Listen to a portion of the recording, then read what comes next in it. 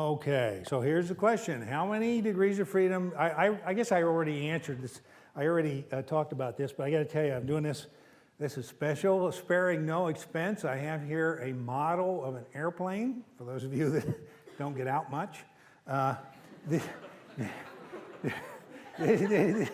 is an airplane, and this is a softball question, Payel. How many degrees of freedom does it have? Well, since it's in 3D space. It's 3 space and unconstrained. Then it has 9. 6, sorry. Keep going. How many? Sorry. Yes, how many? I know you said 9 and you said 6. I thought you might want to continue. Oh, Yeah. 3, 1. Yeah. So I think it's 6 because it's. Okay, 6 is your final offer. Okay, yes, ma'am. How about it? It's Emma? Yeah, they're actually, 3 maybe? 3? Well, not 3, sorry, 4. I guess maybe just 6. I'm glad I brought it up. I'm glad. Yeah, yes, you, sir. Your name? Miles. How many do you think? I'm thinking 6, but I think that 3 are linked to 3. That 3 of them Yeah. are 3 rotations are linked to 3 translations. Like if you like go up and then. Okay, hang on. So Miles says 6 maybe, but some of them are linked. He thinks the rotations are linked to the. I think there's only 4. There's 4. Okay. Elaborate. You can only move translationally towards not sideways or. Well, very good. Well, I'm glad I brought this up. Okay, because Roger. There's 6 if you have a bad pilot, because then if you kill I'm the sorry. engine. Did you say 6 what? There are 6 constraints. There are 6 degrees of freedom if you have a bad pilot, because you kill the engine. Yeah, you can just rotate around. And I qualified. All right. Okay, Roger says there's 6. Okay, but that was conditional. If what or then? Yeah. Or if the thing's out of control. Yeah. Miles, are you satisfied with that? He's right on that point. Let me just point out, you're familiar with Professor Vandiver, is a sleeper, a ringer in the audience. He is a qualified glider pilot instructor, if I'm not mistaken. All right, so ask him sometime. He'll tell you more than you want to hear about, about flying a glider, all right? But just to move this discussion along, the answer is indeed 6, all right? It's the same 6 we had over here before. It's X and Y and Z, okay, the 3 translations of a characteristic point, say the center of gravity. And then there's these 3 rotations. And I bring it up because if I'm not mistaken, in aero talk, these have names. They actually have names. This is called roll. Help me out here. This is called roll. This is called pitch, okay? And this, God forbid, is yaw, all right? Everybody see Top Gun? How many saw Top Gun? There you go. Well, you know what I'm talking about. Yaw is the flat spin. They have names. Yeah, Roger? question though. So with the airplane, would you actually have more? Since you have so many control surfaces on it, things that can move, all this, it's not a completely rigid body. All the constraints of all the surfaces aren't holonomic with each other. They can, the surfaces can move. Doesn't that give you more? Oh, absolutely. And that is just one of about a dozen kind of simplifying assumptions we're making. Roger is pointing out that this is a little oversimplified. First off, this is not a rigid body. A rigid body implies there's no deformation, all right? Okay, and there's control surfaces that move, absolutely right. No question about it. There's also some other assumptions, as you quite correctly stated later, that the thing is not out of control. What we're talking about is, in general, before any other considerations taken into account, how many degrees of freedom are there? And I've forgotten your name. Nate. How would you move parallel to the wings if you didn't have any roll or yaw? How would the pilot or how would the plane move? The plane, right? Like he said, there's 6 degrees of freedom, and you could like stall up and go down, right? And then Sure. Your vertical movement would be independent of your pitch, right? But how could you possibly move parallel to the wings without any roll or any yaw? So Nate's question has to do with how could you possibly move there's some directions that seem to him to be difficult, if not impossible, to move in. 5 degrees of freedom, because all your lateral movements dependent on your yaw and your roll. Well, let me, let me see if let me just try and clarify here, because there's a couple of things that seem to be getting muddled. Don't confuse the real function of the device with what we're talking about here. What we're talking about here is a theoretical concept. It basically says if it's not moving, if it's out of control, if there's no constraints, we're not, we're talking a theoretical concept, a hypothetical situation where there's no constraints on the object at all. All right? And the answer is there's 6.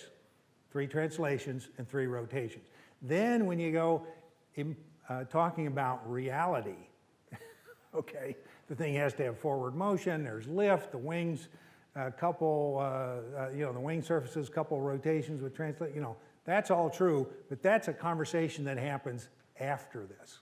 Okay, that's a conversation that goes down after you establish how many degrees of freedom are possible. All righty? And we had a question over here? Your name? What's your name? John, John? the plane can move laterally because of wind shear. Sure. Yeah, John is pointing out that wind shear is a situation when the plane can move sideways. As somebody said, Roger was talking about the bad pilot, or the thing falls off a flatbed truck that's transporting it someplace, it rolls off the car and goes over a cliff. I mean, it can go any number of places. I'm not talking about smart use of an airplane. Okay, so the answer to the question, how many degrees does an airplane in the air have? The answer is 6. Okay, now we're starting to impose some reality. John, instead, didn't fall off a truck, it's not flying in the air, it's landed at the airport, it's on the ground. Let's say it's not moving. How many degrees? Well, again, what we're talking about, how many ways could it move if it wanted? Pick a number between 1 and 6. I'd say if a plane goes in, it could technically slide. No. I'm just talking right there. It's just like as it sits. Non-slip rolling forward and back would be Okay, how about the lady in the red? What's your name again? Isabella. 3. You say 3. Okay, why do you say 3? Because if it decided it wanted to move to the side, it kind of could. Same with front shaft. Okay, Isabella says 3, and it has something to do with constraints. It's not completely clear. Who's the lady next to you? White? Yeah, what's your name? Lauren? Lauren. I, Help her out. 3, You say 3 as well? it has 2 degrees of translation. Exactly. It can go X, Y in the plane. Where's the third? Exactly. It can still do that. What happened to roll and pitch? They'd hit the ground. Exactly. The ground constrains. All right? The contact with the ground takes away the vertical motion, and it takes out 2 rotations. Okay? 6 goes to 3. Fair enough? Wonderful. Okay, moving right along here. So let's go. Hello. Oh, wait a minute. I skipped over one, I think. Oh, stop. There we go. How about an airplane? How about, again, I'm the nutty pilot. I'm the newbie pilot. I'm in the plane. I'm taxiing to my gate and fall asleep and stomp on the left brake. All of a sudden, here, and pivots around the left wheel. Lauren? 1. You got 1. Exactly. Why? What did that? Okay. When you pin one foot to the ground, or one, in this case, one airplane wheel to the ground, you've taken out 2 degrees of freedom. Can't move in the plane anymore. Fixed. So all there is left is a theta. Make sense? Good job. All right. We're getting this. Onward, here we go. How about a disc in the air? I can't tell you how tempted I am to throw this. You know, next time, I'll work out my career. I'll do it next time. Yes, the question is a disc in the air. A disc in the air. How about it, Roger? Absolutely. I thought Frisbees.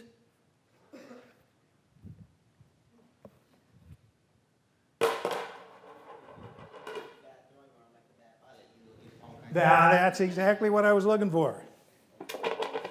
While that was not a great Frisbee throw, that was at least a Frisbee throw. All right? Roger's talking about that. All right? And the situation is 6. 3 degrees, you know, 3 translations, X, Y, and Z, and the same pitch, roll, and yaw as the airplane had. Everybody with us? How about a disc on the ground? For you hockey players, this is a hockey puck. It's a hockey puck. Imagine not this guy, but that little frozen rubber disc sitting on the ice. As long as the hockey puck is on the ice, Emma? 3, it can move like forward and back and it can turn. That's exactly right. Emma says 3. 3, I don't know where I am here, but it's planar motion, okay? It can go anywhere in the plane, X and Y, and it can spin. All righty, question? Yes, ma'am. What about like? Oh, your name, please. Oh, Johnavy. Johnny? Yeah. What about like when a puck gets air? Oh, good question. How about it, John? She's saying, what happens when in the NHL, she's seen, you know, the pros can cause the puck to leave the ice. That's exactly right. If it leaves the ice, it's in 3D and it's unconstrained, 6, right? We have to say that there's like some force that switches it from a 2D to a 3D system. Yeah, she's asking if there is the criterion related to force. Let me just be clear. I don't want to split hairs here. It is actually physical contact. It is contact with the ground or other rigid bodies that truly removes degrees of freedom. Okay. Now, as we will get to at great length later, forces bring that about. Forces can change the game. You know, when a car is under its own weight, its non-slip rolling might well be in place, but you hit a bump and fly up in the air, all of a sudden, game changes. All right? So forces change physical states, but it's the actual state of physical contact that dictates how many degrees of freedom there are. Fair enough? Okay. Wonderful. I think I got one more here. Here you go. This is my little... So first off, those you can't see, that's a automobile tire on the automobile. Happens to be on the front wheel. Assume for the sake of argument it's on a back wheel. So it's not steering. I'm really meant for a non-steering wheel. How many degrees of freedom? How about it? Gentleman in the white there? What's your name? Andre. Andre? Yeah. How many degrees of freedom? And what this is, I'm just telling you, this is a disc, just like the hockey puck, just like the Frisbee, only it's restricted to the plane by the axle. You know, the axle restricts its motion to the plane, and I'm asserting that it's not being abused and it's simply rolling without slip. Rolling without slipping, that would be the same as a non-slip rolling. That's exactly right. So there's one, right? Okay, very good. You guys are on this, I can tell. So let's just, I think we're done with this. So we're going to make them a little tougher. Yes, ma'am. Hang on a second. Where are you? Yeah. For the wheel that's rolling non-slip, what happens if you would turn the car? Ooh, that's a good one. Let me ask you to defer that question and ask Professor Teresa about 8 weeks from now, because that's a very special case. I'm trying to. You know what chapter in the book it is? Non-holonomic constraint. Yeah. Well, let me just say that's a great question, very interesting case beyond the scope of this discussion today. But you'll be glad you brought it up. Bring it up again. Okay. Very good. Other questions before we press on? All righty, it's going to get a little tougher here, so. Oh, yeah, here we are. Okay, so how about this?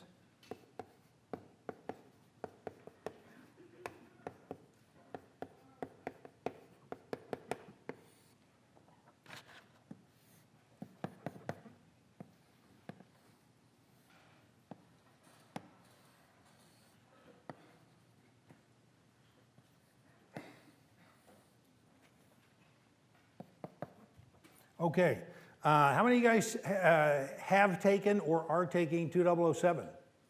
Anybody taking 2007? Oh, good, nobody, just one, a handful. Wonderful.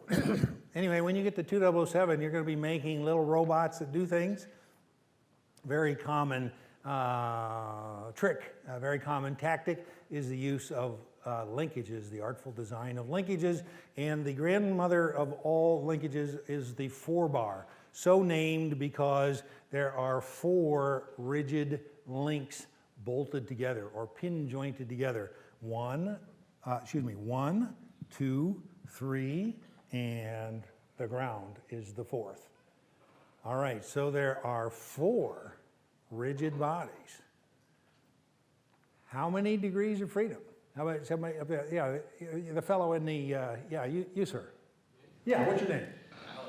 Alex? Yeah. My answer is yes. How many, well, let me ask you this. How many degrees of freedom, and how would you find out if you don't know? Oh, we want to add up the individual ones, right? Absolutely. There are 4, and I said there are 4. I guess you can assume that the ground is going to stay where it is. Yeah, but the deal is there's, let me just see here. No, you're absolutely right. We don't count the ground. Sorry about that. Okay, so there are 3. Now, what I didn't say, but should be implied, you know, this is the kind of stuff you have to figure out. When you see that 4-bar linkage, you realize it's in the plane. Okay, it's restricted to planar motion. So, how many? If this is n, there are n bodies. How many degrees of freedom does each have before constraints are taken into consideration? Oh, each has 3. That's it. Each has 3. Okay, that's 9, right? So now, how many constraints are there? We know that the 2 that are connected to the ground each have 2 taken away. Yeah, it's a pin joint. Yeah. Every pin joint takes away 2. Okay? 1, 2, 3, 4 pin joints.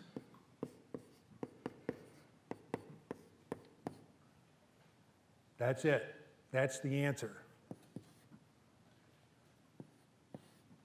Okay, there's n rigid bodies, 3 degrees of freedom each, moving in the plane. There's 4 constraints, each takes away 2, leaves you with 1 degree of freedom. All right, you tell me, and can everybody see where that leads you? You tell me where theta is. You tell me what theta is. That specifies everything in the problem. Make sense? Okay. Let's do one that's a little more complicated. And then we'll move on. Okay, this is actually one you might see on a problem someday.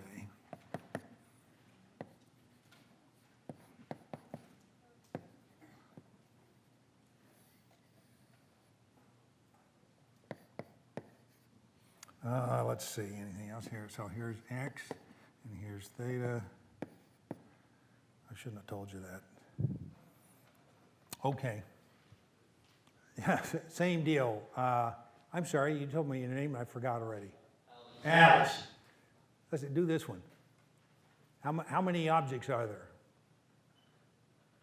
Is that one pin joint? Yeah, what the situation is, this is supposed to be a cart translating back and forth on a ground, on a horizontal surface, what do you call it, connected to the wall by a spring, and from it hangs a pendulum, which is a simple uniform bar pivoted on one end by a pin joint in the cart. cart can move forward and backward Okay. with respect to the ground, so that's the non-slip rolling, right? No, because the cart is not rolling. These little guys are, but we're not really counting them. The whole cart is just assumed to be sliding. I want to do this arithmetic. I want you to tell me the number of rigid bodies. I want to count them down. Take the total and then subtract out the constraints. Yeah, exactly. There's 2 rigid bodies. One is the cart, one's the pendulum. Each of them, they're both in the plane. Okay, and so they each have 3 degrees of freedom to start with. That's 6. And now how many constraints are there? I'm sorry? Yeah, I couldn't, was that you? Yeah, your name? Nick. Yeah, the pin takes away 2. Yeah, there you go. The pin takes away 2. And what else is there? Contact? The sliding contact, what does that take away? Takes away 2 more, right? And is that it? I believe that's what I've got. So I got 6 minus 4 equals 2. And what are they? Yeah, x and theta. That's why I unfortunately kind of gave that one away at the beginning. But the point is, there are 2 degrees of freedom. X and theta are the degrees of freedom. Who cares? Why do we do this? Yeah, Roger. The pendulum's heavy enough, it's gonna swing it hard enough. Couldn't the wheel slip? Yeah, we're not. Let me just forget about the little wheels for the time being. Sliding contact is sufficient. Okay, but the question I'm really asking is, what's the motivation here? Why are we bothering with this? Who cares? Yeah, Paya? It tells you how many equations of motion you're gonna use to Exactly. It tells you how many equations of motion you need to describe the system's physical behavior. All right?